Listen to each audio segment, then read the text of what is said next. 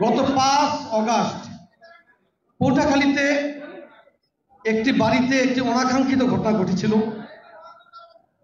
সেখানে ভাঙচুর হয়েছিল, হামলা হয়েছিল, ভয়ভীতি দেখানো হয়েছিল। ইতিমধ্যে মিডিয়ায় নিউজটা এসেছিল এবং এই সময়ের মধ্যে আমাদের পার্টির ভারপ্রাপ্ত চেয়ারম্যান, আমাদের সাংগঠনিক অভিভাবক দেশনায়ক জনাব তারেক রহমান এই সংবাদটি দেখেছেন। তিনি আমাদেরকে সাংগঠনিক ব্যবস্থা গ্রহণ করার জন্য বলেছেন। আমরা সাংগঠনিক ব্যবস্থা গ্রহণ করেছি। এখানে যারা ছবি নিয়ে চলে যান, সরেজমিনে ওই পরিবারটির সাথে দেখা করে কথা বলার জন্য নির্দেশ দিয়েছেন আমাদের সাংগঠনিক অভিভাবক। সে নির্দেশ মোতাবেক আমি পটুয়াখালী এসেছি। আসলে যে কথাটি একটু আগে লিটন ভাই বলেছে, আচ্ছা এটা তো একটা মত বিনিময় সভা, আমি বক্তব্য না দিয়ে আপনার সাথে আস্তে আস্তে কথা। আমরা সাংগঠনিক ব্যবস্থা নিয়েছিলাম 3 জনের বিরুদ্ধে। ওই 3 জনের পার্টির কোনো সাধারণ কর্মী নয়, তাদের কিন্তু মেধা, শ্রম, ঘাম এই পার্টির প্রতি রয়েছে। তারা কিন্তু পরীক্ষিত নেতা। কিন্তু কথা হচ্ছে তারপরেও পার্টি কিন্তু তাদের প্রতি কঠোর আচরণ করেছে। কারণ আমাদের সাংগঠনিক অভিভাবক দেশনায়ক জনাব তারেক রহমান বিএনপি পরিবারের প্রতিটি নেতা কর্মীকে অনেক ভালোবাসেন। আপনারা নিশ্চয়ই এর প্রমাণ পেয়েছেন। কারণ আমরা আমাদের যে সকল সহযোদ্ধাদের গত প্রায় 18 বছরে আন্দোলন সংগ্রামের মধ্যে হারিয়েছি,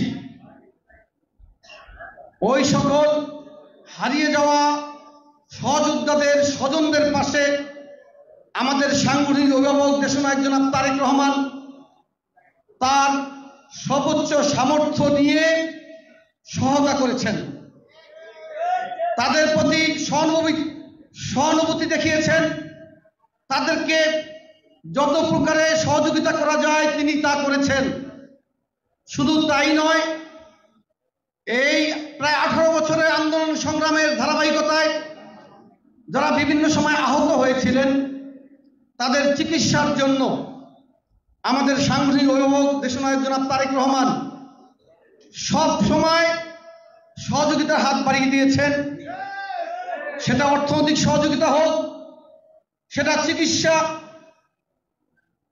সহায়তার মাধ্যমে চিকিৎসকদের সাথে পরামর্শ করে সহযোগিতা হোক, তিনি করেছেন। আমি বলতে চাই, বাংলাদেশের বিএনপি পরিবারের প্রতিটি নেতাকর্মীর প্রতি আমাদের নেতা দেশনায়ক জনাব তারেক রহমানের ভালোবাসা রয়েছে, স্নেহ রয়েছে।